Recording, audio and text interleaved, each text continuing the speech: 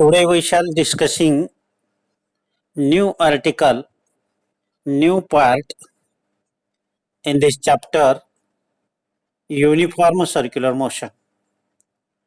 This article point is 3.4 on the textbook page number 41. That is uniform circular motion. We know about circular motion or motion. There are three types of motion. Translation motion, that means linear in straight line. Number two, oscillatory motion. It is also called a vibratory motion. That means to and fro motion.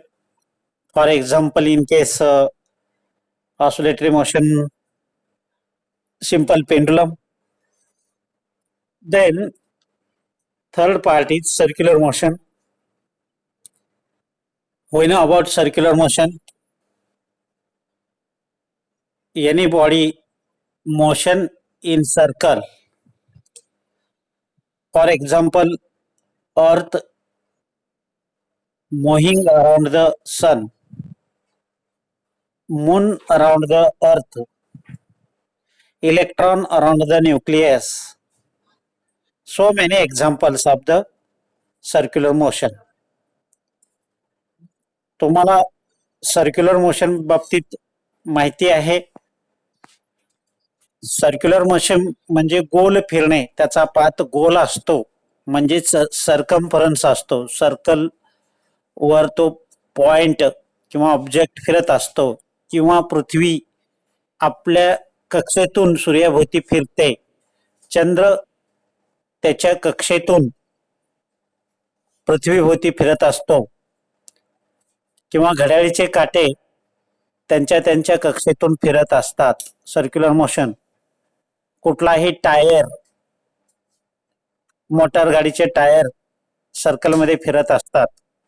These are the circular motion. In case circular motion, there are two types. One is uniform circular motion, another is non-uniform circular motion. Uniform circular कोणाला म्हणायचं? For example, Wien switch on the fan. जेव्हा आपण फॅनला switch on करतो त्यावेळेस सुरुवातीला त्याचे कसे motion असतात? एकदम कमी, मग थोडे थोडे वाढत वाढत वाढत वाढत फायनल स्टेजला जातो. म्हणजे ती क्रिया चेंज इन मोशन जी असते ती नॉन युनिफॉर्म असते.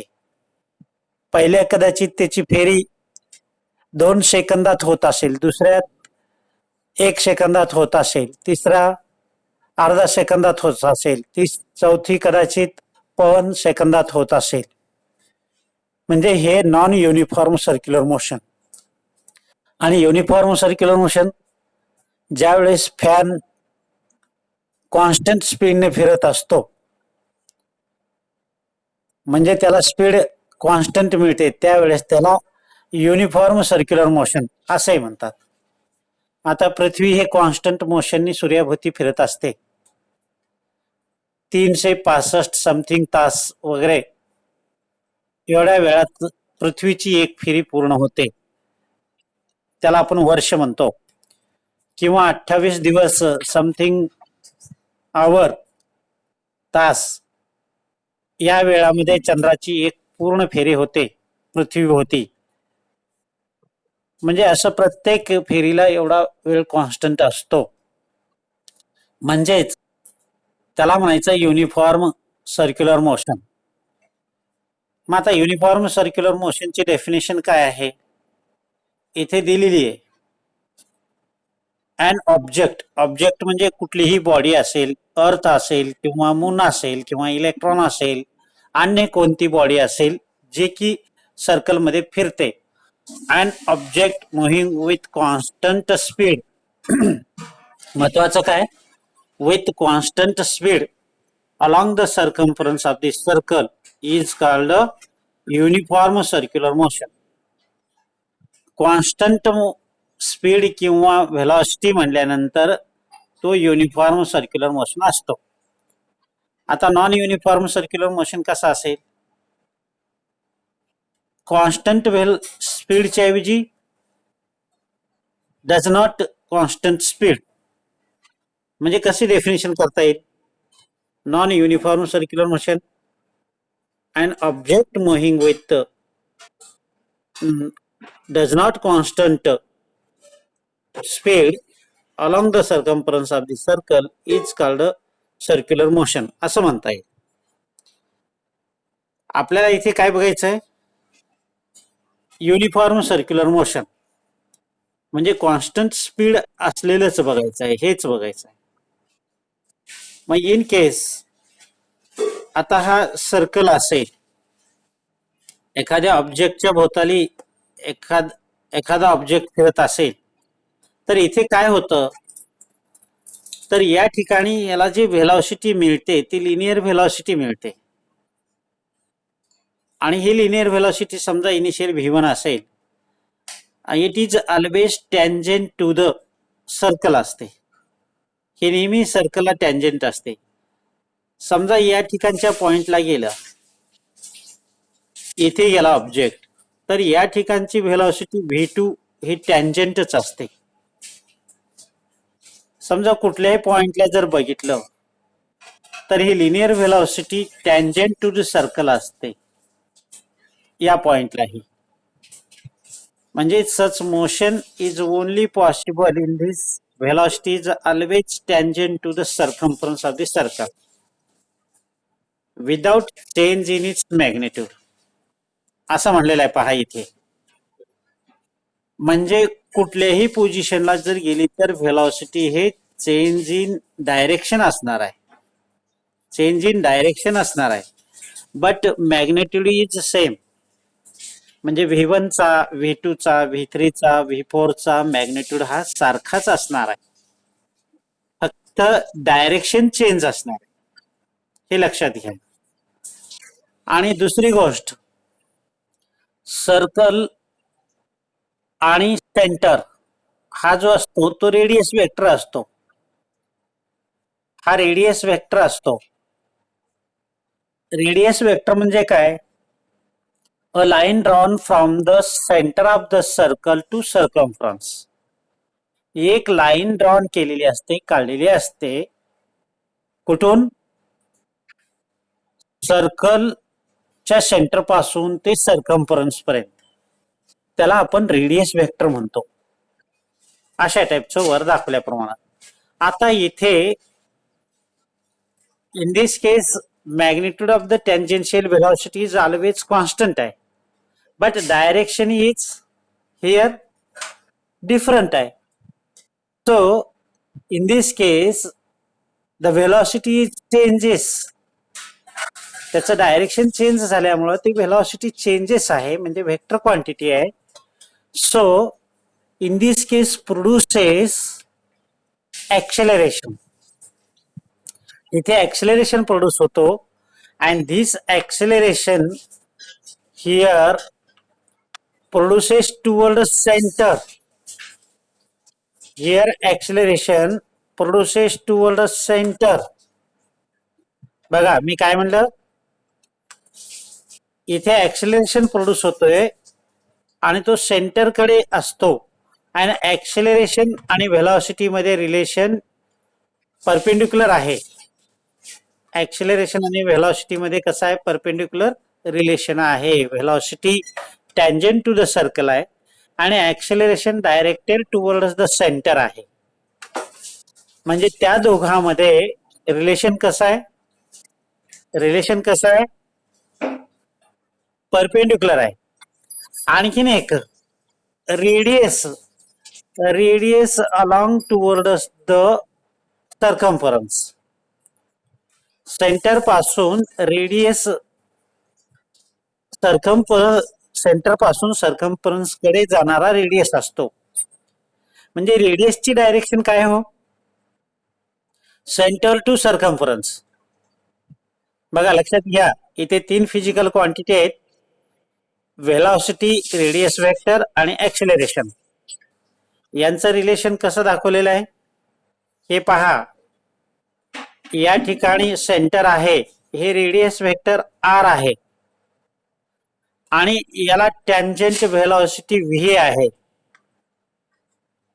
तर व्हेलॉसिटीचं direction tangent to the circle असतं आणि रेडियस वाढतो कुण्या डायरेक्शननी, centre to origin to circumference. आणि ऍक्सिलरेशन प्रोड्यूस होतो इथे या ठिकाणी, तो डायरेक्टेड टुवर्ड सेंटर. म्हणजे व्हेलॉसिटी आणि ऍक्सिलरेशन मध्ये परपेंडिक्युलर आहे, रेडियस मध्ये देखील परपेंडिक्युलर आहे.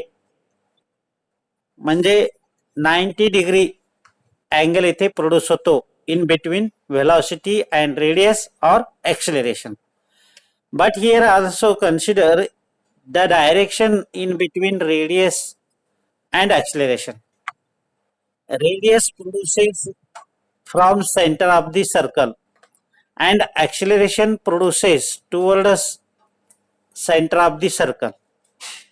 म्हणजे ऍक्सिलरेशन वाढत जातो सेंटरच्या डायरेक्शनकडे आणि रेडियस वाढतो अवे फ्रॉम द सेंटर.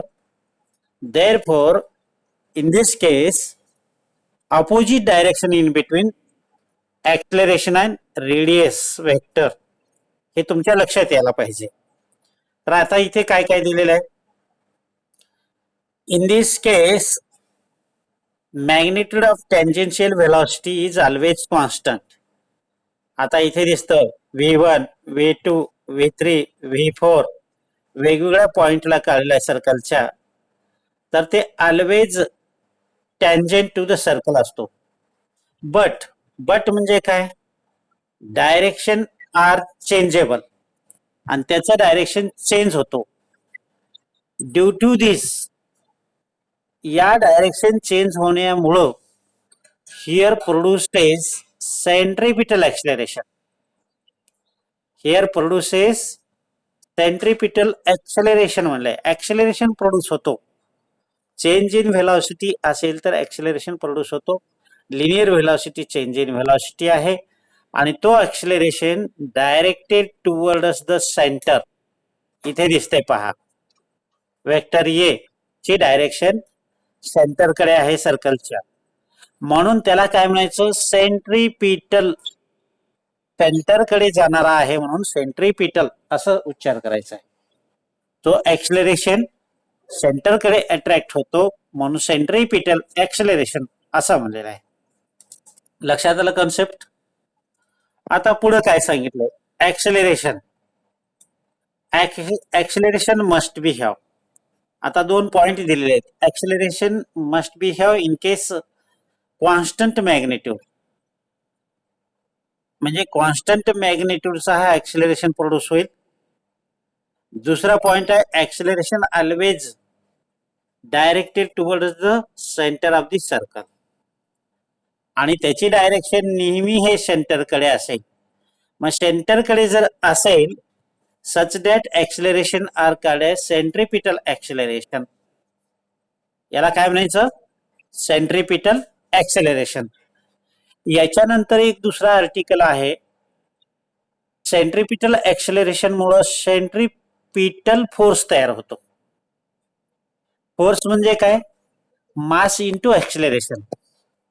मग मास कॉन्स्टंट असतो, त्या बॉडीचा मास कॉन्स्टंट असतो आणि ऍक्सिलरेशन तोच असतो सेंटरकडे येणारा. सेंटरकडे येणार आहे म्हणून सेंट्रिपिटल ऍक्सिलरेशन म्हणतो आपण. मग फोर्स पण सेंटरकडे येणारा असतो म्हणून त्याला देखील आपण सेंट्रिपिटल फोर्स म्हणतो. आणखीन एक दुसरा पार्ट आहे, सेंटर पासून बाहेर जाणारा ऍक्सिलरेशन असतो, त्याला सेंट्रीफ्युगल ऍक्सिलरेशन म्हणायचं. काय म्हणायचं, सेंट्रीफ्युगल. इथे सध्या नाही आहे, पुढे बघू. सेंटरकडे येत असेल तर सेंट्रिपिटल आणि सेंटर पासून दूर जात असेल तर सेंट्रीफ्युगल आणि सेंटरकडे अट्रॅक्ट होणारा फोर्स असेल तर सेंट्रिपिटल फोर्स म्हणायचं आणि सेंटर पासून दूर जाणारा असेल तर त्याला काय म्हणायचं, सेंट्रीफ्युगल फोर्स म्हणायचं. हा, दोघही सारखे असतात, फक्त अपोजिट डायरेक्शन असतात. त्यांचे एक्सप्रेशन सर्व काही सारखे असतात, मात्र त्या दोघांमध्ये अपोजिट डायरेक्शन. सेंट्रीपिटलचं डायरेक्शन टुवर्ड सेंटर असतो आणि सेंट्रीफ्युगलचं डायरेक्शन अवे फ्रॉम सेंटर असतो. Next thing here given circular motion, number one tangential velocity आणि नंबर टू सेंट्रिपिटल ऍक्सिलरेशन, असे दोन आपल्याला पॉइंट मिळालेले आहेत. असो, next sub article here given 3.4.1 on textbook page number 42. What is the article? In this case we given period, that means time period, radius vector and angular displacement.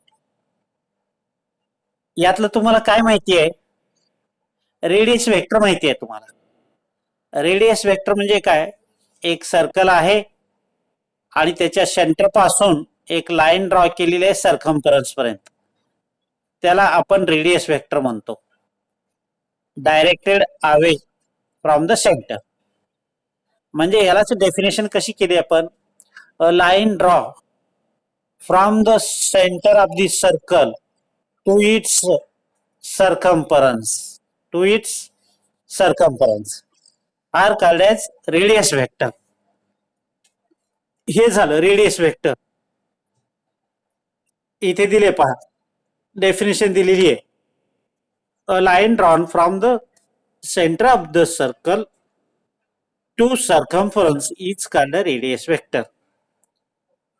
मग आता time period कुणाला म्हणायचं? हो, हा time period आहे. आता circle वरून ही body निघालेली आहे, गोल फिरून परत त्याच ठिकाणी येते. त्याला लागणारा जो टाइम आहे कंप्लीट वन रिव्हॉल्युशनला, त्याला टाइम पिरियड म्हणायचा आहे आणि तो कॅपिटल टी ने डिनोट करायचा आहे. मग डेफिनेशन काय perfectly? Time taken to complete one revolution is called time period. जो टाइम घेतला जातोय एक सर्कल पूर्ण करण्यासाठी, एक रिव्हॉल्युशन, एक राऊंड पूर्ण करण्यासाठी, त्याला टाइम पिरियड म्हणायचं. लक्षात आले हे दोन डेफिनेशन? परत पहा, रेडियस वेक्टर कोणाला म्हणायचं? A line draw centre of the circle to circumference is called a radius vector and which is directed away from the center. And time period, the time required to complete one circle किंवा one revolution is called a time period and it is denoted as capital T. आणि तो capital T ने दाखवायचा. मग in case आता time चा एक formula सांगा मला. टाइम बरोबर काय हो फॉर्म्युला? किंवा तुम्हाला व्हेलॉसिटी बरोबर फॉर्म्युला माहित असेल. व्हेलॉसिटी बरोबर काय हो? Displacement upon time. Displacement upon time आहे, म्हणजेच displacement S upon capital T म्हणूया. व्ही बरोबर आहे. तर मला टी बरोबर सांगा बरं, काय सांगता येईल? तर टी बरोबर काय करता येईल आपल्याला? टी हा इकडे घ्या, हा व्ही इकडे घ्या, म्हणजे T equal to S upon V. बरोबर आहे. मग time period is equal to formula काय हो? डिस्प्लेसमेंट अपॉन बोला व्ही. मग आता इन केस डिस्प्लेसमेंट काय आहे हो? डिस्प्लेसमेंट काय आहे? सर्कम्फरन्स आहे. सर्कम्फरन्स आहे नाही का? मग सर्कम्फरन्स बरोबर फॉर्म्युला काय असतो? 2πr असतो. 2πr अपॉन व्ही असतो. आणि आर अपॉन व्ही ची किंमत काय? ओमेगा आहे. R upon omega, R upon म्हणजे व्ही अपॉन आर ची किंमत आहे ओमेगा. व्ही अपॉन आर ची किंमत आहे ओमेगा आहे. तर मग टी इक्वल टू काय लिहू शकेन आपण? 2 पाय अपॉन ओमेगा लिहू शकतो. What is omega? ओमेगा म्हणजे काय? ओमेगा म्हणजे अँग्युलर व्हेलॉसिटी आहे. अँग्युलर व्हेलॉसिटी आहे. अँग्युलर व्हेलॉसिटी कुठे असते? आपण आता बघितलं हे टँजेन्शियल व्हेलॉसिटी व्ही असतं. सर्कल तुम्ही गोपन घेतलेली असाल, गोपणी मध्ये एका टोकाला दगड बांधून आपण गोपन फिरवतो. दोरी असते, एक टोक आपल्या हातात असतं. गोपन ही माहित आहे का तुम्हाला संकल्पना? बोलत चला. हो या ना. तर गोपन ही फिरवत असताना गोपणीतला दगड बाहेर जाण्याचा प्रत्येक वेळा प्रयत्न करतो. असं टँजेंशियल म्हणजे लिनियर व्हेलॉसिटी मिळते, पण ती गोपन अशी गोलच फिरत राहते आणि हे ड्यू टू अँग्युलर व्हेलॉसिटीने फिरते.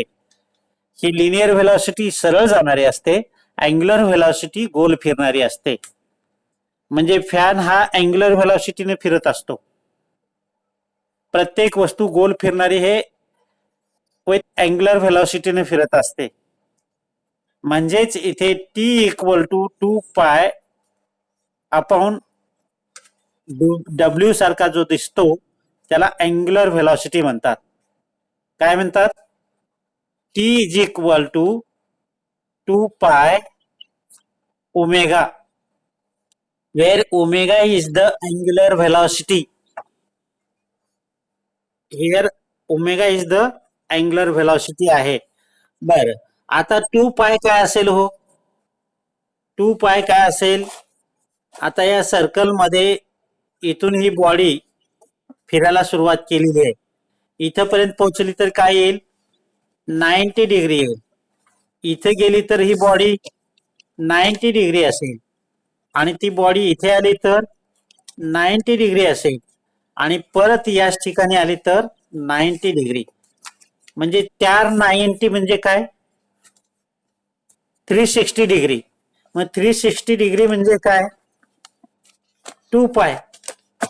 2 पाय कम्प्लीट 1 रिव्हॉल्युशनला लागलेला जो अँग्युलर डिस्प्लेसमेंट आहे, म्हणजे ह्याची संकल्पना अँग्युलर डिस्प्लेसमेंट. लिनियर डिस्प्लेसमेंट मध्ये एस दाखवतो आपण, अँग्युलर डिस्प्लेसमेंट मध्ये अँगल म्हणजे थीटा दाखवतो आपण. मग थीटाची किंमत काय इथे? एक फेरी झाल्यानंतर 2 पाय म्हणजे 360 डिग्री मध्ये फिरून येतो. म्हणून इथे टाइम पिरियड काय दिलेला आहे? टाइम पिरियड कम्प्लीट 1 रिव्हॉल्युशन आहे.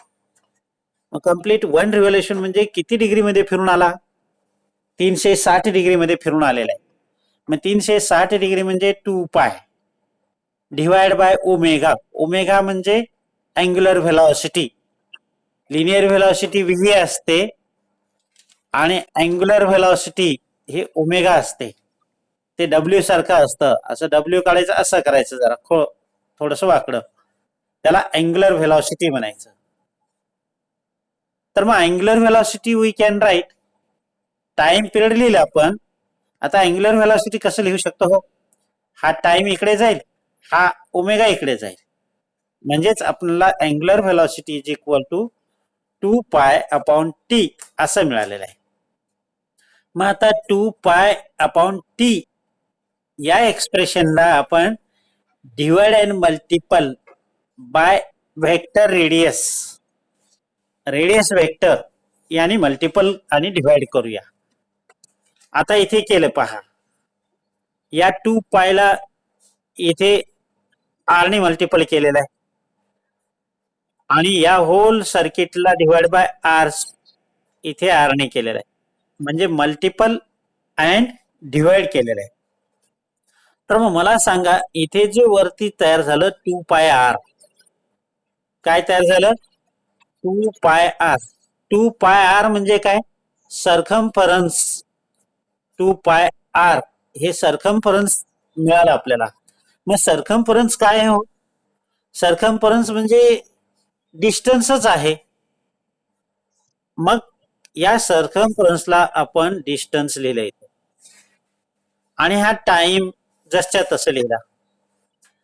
मग आपल्याला माहित आहे डिस्टन्स अपॉन टाइम याला काय म्हणतो आपण? Distance upon time velocity, speed. मग इथे व्हेलॉसिटी व्ही लिहिलं पहा. एवढ्या डिस्टन्स अपॉन टी बरोबर व्ही लिहिलेला आहे. व्ही अपॉन आर इथे काय मिळालं आपल्याला? व्ही अपॉन आर मिळालं.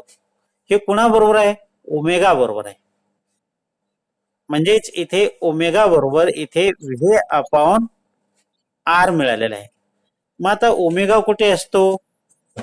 ओमेगा ही अँग्युलर व्हेलॉसिटी आहे आणि हे रेडियस वेक्टर आहे आणि हे लिनियर व्हेलॉसिटी आहे. तर आपण हे रिलेशन बघितलं. कुणाकुणाचं relation? Angular velocity, radius vector आणि लिनियर व्हेलॉसिटीचं रिलेशन इथे आपण बघतोय.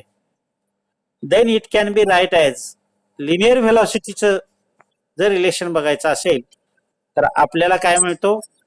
या दोघाचा प्रोडक्ट मिळतो. अशा टाईपनं आपण इथे अँग्युलर व्हेलॉसिटीचं एक्सप्रेशन काढलेलं आहे आणि लिनियर व्हेलॉसिटीचं एक्सप्रेशन काढलेलं आहे.